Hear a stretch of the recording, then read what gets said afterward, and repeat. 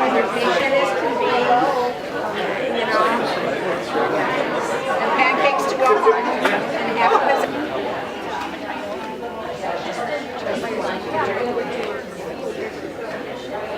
Growing up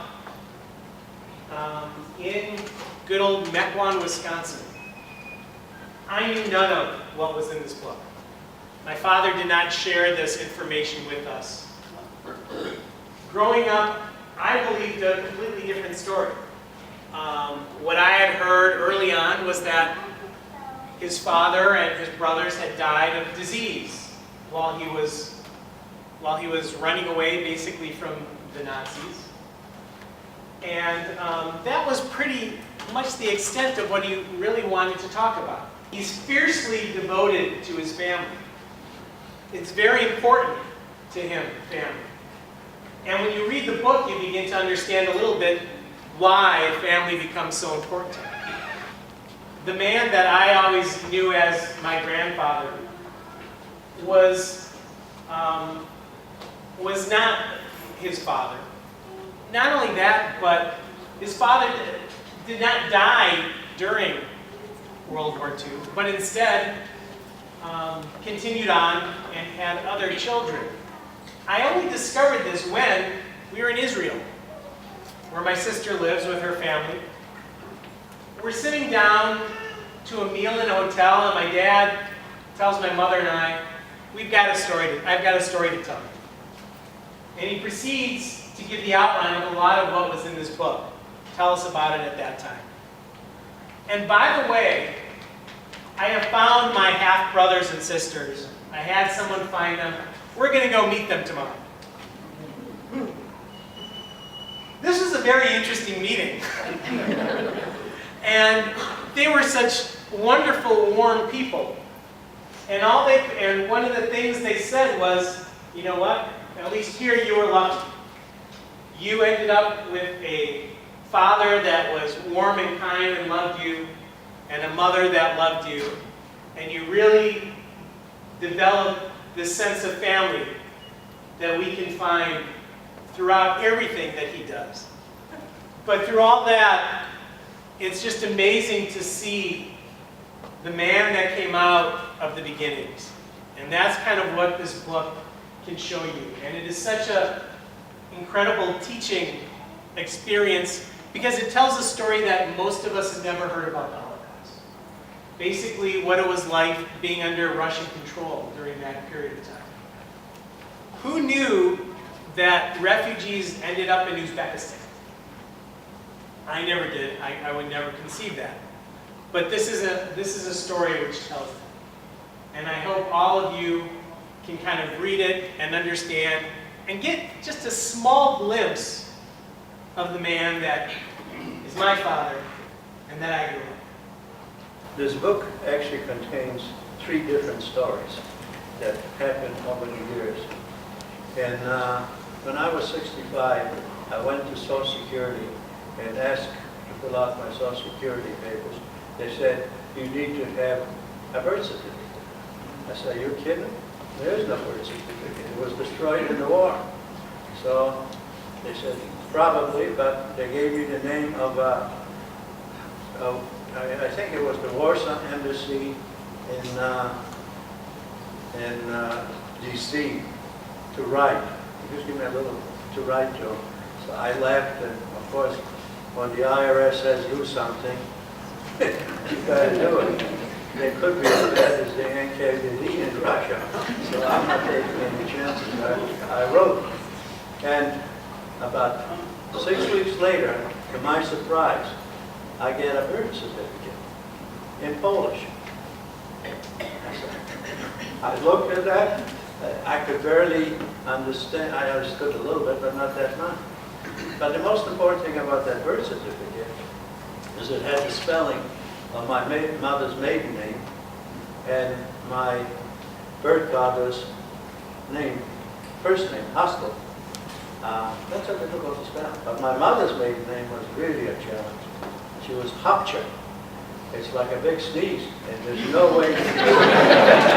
The reason it was important for me to know how to spell this is because I was going to do a search, family search, to see if anybody was alive or if anybody survived or where they survived. So that was the challenge. I saw Annette in Hadassah, and there was a what do you call it? Genealogist. And the interesting thing about him is he could speak Yiddish, he could speak Polish, he could speak Hebrew. So I said, well, this is the guy for me. So I sent him the information, and he looked at me, and about a week later he called me back. He says, I might have something for you. I'm not sure about it, but a good friend of mine, last name is Davidovich, which was my original name. And I said, well, could be. So we just communicated a little bit, and she told me a little bit about her father, and I told her a little bit about myself. And she mentioned something about my father that I knew who he was. She said he was crazy about pigeons. I said, oh, that's it. There's no other man in the world that could have been crazy about pigeons like he was. So I said, I think we have something to talk about. We met them all in there. There was 4 sisters and 1 stepbrother, and they all came together in that meeting. The interesting thing about it is, of course, Herschel was there too, and my wife was there. The interesting about it is we had 3 languages going: Yiddish, Hebrew, and English. I could speak at least 2 of them, Yiddish and English, but the Hebrew I was sort of challenged. A strange event. The hospital this very day occurred during our short stay in that burnt-out shul. A white-bearded man, wrapped in a towel, stood next to the scorched bima and looked as though he was deeply engrossed in a loud conversation with an invisible person. People in the shul ignored him and attributed his behavior to grief. Herschel and I approached the man and asked to whom he was talking. He said in a low voice, "The angel of death." We were mystified. "But where is he? We can't see him." He answered, "Only I can see him." He went on to tell us that the angel of death comes down from above and takes the souls of people who are about to die with him. He told us, if you recite the Shema, when he comes for you, he can't take you. The angel can't take me, as long as I pray and don't fall asleep. He introduced himself, but I don't recall his name. However, in my dreams he calls himself Abraham. During the conversation, he would stop several times and recite the Shema again. I told him my name was Mendel, and my brother's name was Herschel. He then told us that he too had a son named Mendel, who was 12 years old, but the boy and the mother had died in the shul fire. Both of them died here next to Bima. Now the angel of death wants to take me, but I won't let him. He then said, "I will give each of you boys this lucky every time you wake me when you see me falling asleep. If one of you can stay up and talk to me when I begin to doze off, that will keep me awake." Herschel and I each woke him twice in the evening of the second day. Abraham looked at us with eyes of anguish and said, "The angel of death has shown me the future, and I want no part of it." He brought his few belongings and gave them to Mother. "I will no longer need them. Do with them as you please." Father, he gave this loaf he had wrapped in a white handkerchief and told him that to use the money to buy passage across the river over to the Russian side. Abraham looked at us as though he were a prophet from years gone by. In a resolute voice, he repeated, "Cross the Bug to Russia. Here there is nothing but death waiting for you all. On the other side, there is hope and life." At sundown, this lonely old Jew said his prayers for the last time.